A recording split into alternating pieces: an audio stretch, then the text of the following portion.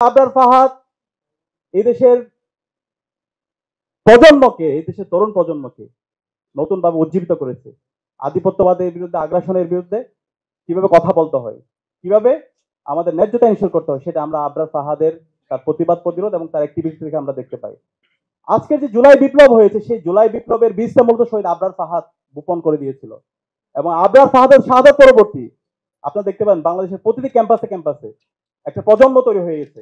এবং এর পরবর্তী যে নিরাপদ সড়ক আন্দোলন দেখেন, পরবর্তীতে অসংখ্য আন্দোলন হয়েছে। একটা প্রজন্মের মধ্যে একটা কনসেনসাস চলে আসছে এবং তার পূর্ণ বাস্তবায়ন আমরা জুলাই বিপ্লবে দেখতে পেয়েছি। এবং এই জুলাই বিপ্লবে যখন আমরা গিয়েছি, আমরা দেখি নাই এখানে কে বাম করে, কে ডান করে, কে মধ্যমপন্থী, কে ছাত্রদল, কে শিবির, কার পরিচয় কি। আমরা সবাই এক বিন্দুতে মিলিত হয়েছিলাম। আমরা সবাই মজলুম, আমরা জালেম হাসিনার বিরুদ্ধে লড়াই করেছি, আমরা ইনসাফের জন্য লড়াই করেছি। এবং একই সাথে এই এই বিপ্লবে আমরা সবাই প্রত্যেকের পরিচয় বলে গিয়ে আমরা কমন গোল নিয়ে আমরা লড়াই করেছি।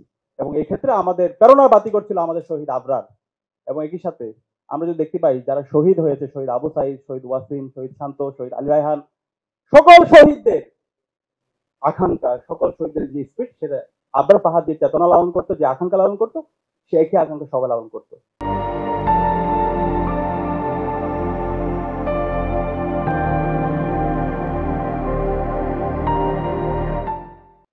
আজকে জুলাই বিপ্লব হলো, জুলাই বিপ্লব পরবর্তী 1 বছর পার হলো। শহীদদের যে প্রত্যাশা, শহীদদের যে আকাঙ্ক্ষা, সেই আকাঙ্ক্ষার আলোকে একটি বৈষম্যহীন ইনসাফ ভিত্তিক বাংলাদেশ বিনির্মাণের যে স্বপ্ন, সেই স্বপ্ন এখন পর্যন্ত আমরা বাস্তবায়ন করতে পারি নাই। আমরা সবাইকে অনুরোধ করব, একটা জাতি আর কত রক্ত দিবে?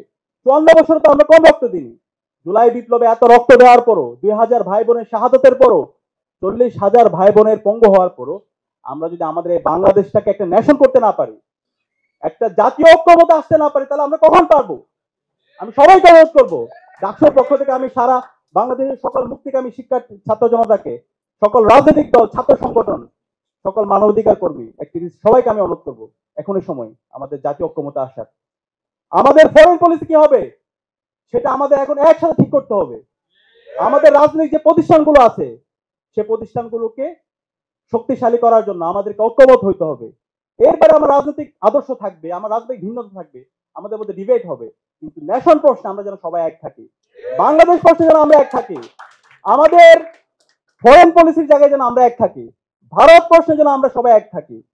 এবং একই সাথে বাংলাদেশের সকল শিক্ষা প্রতিষ্ঠানে শিক্ষার পরিবেশ নিশ্চিত করার প্রশ্নে আমরা যেন এক থাকি। এভাবে যদি আমরা ঐক্যবদ্ধ হতে পারি, তাহলে বাংলাদেশ আর কখনো পথ হারাবে না। আমি অনুরোধ করব, এখনো সময় আছে, আমরা সবাই ঐক্যমত্যের ভিত্তিতে আমাদের এই বাংলাদেশটাকে একটা পূর্ণাঙ্গ নেশন হিসাবে আমরা বিনির্মাণ করি।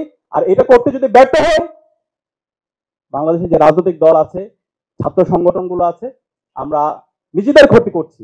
কারণ এই জুলাই বিপ্লবের মাধ্যমে একটা প্রজন্ম তৈরি হয়ে গেছে, সেই প্রজন্ম আর কাউকে ভয় পায় না, তারা প্রতিবাদ করতে শিখে গেছে, তারা অন্যায়কে অন্যায় বলতে শিখে গেছে। সুতরাং আপনারা যদি তার ব্যর্থ ঘটান, তাহলে শহীদ আবরার, শহীদ আবু সাইদ, শহীদ ওয়াসিম, শহীদ শান্তের যে উত্তরসূরি আছে, তারাই দাঁড়িয়ে যাবে, তারাই প্রতিবাদ করবে। তবে আপনাদের যে বিগত ফেস্টিভালে যে পরিণতি হয়েছিল, তার সাথে খারাপ পরিণতি আপনাদের হবে। আমি অনুরোধ করব, আমরা সবাই ঐক্যবদ্ধভাবে আমাদের এই বাংলাদেশটাকে বিনির্মাণ করি। আর শহীদ আবরারের যে আজকের স্মরণ সভা হচ্ছে, সেটা শুধু একদিন, শুধু 7 অক্টোবর করলাম এরকম করলে হবে না। মাহমুদুর রহমান স্যার যে বিষয়টা বলেছেন, আমাদের শহীদ আবরারকে সারা বছরে প্রাসঙ্গিক রাখতে হবে। এবং আমরা কথা দিচ্ছি, ডাকসুর উদ্যোগে শহীদ আবরার সহ সকল শহীদদের স্মরণে এবং জুলাইয়ের শহীদদের স্মরণে এবং নতুন বাংলাদেশের স্বপ্ন আকাঙ্ক্ষা নিয়ে আমরা আমাদের সারা বছর জুড়ে আমাদের কর্মসূচি থাকবে ইনশাআল্লাহ। এবং সেই কর্মসূচিতে আমরা সবাইকে আহ্বান করব। আমরা দেখতে পেয়েছি গতকাল আমাদের কর্মসূচি ঘোষণার পর থেকে আমাদের অনেক বন্ধুপ্রতিম, আমাদের বড় ভাইরা আমাদেরকে আমাদের ভুলগুলো ধরিয়ে দিয়েছেন। আমরা তাদেরকে সাধুবাদ জানাই, আমরা ভাইদেরকে সাধুবাদ জানাই। এবং আমরা অনুরোধ করব, আমাদের যে কোনো ভুল, আমাদের যে কোনো সিদ্ধান্ত যদি ভুল হয়, আপনারা আমাদেরকে ভুল ধরিয়ে দিবেন, আমাদেরকে নিয়ে সমালোচনা করবেন।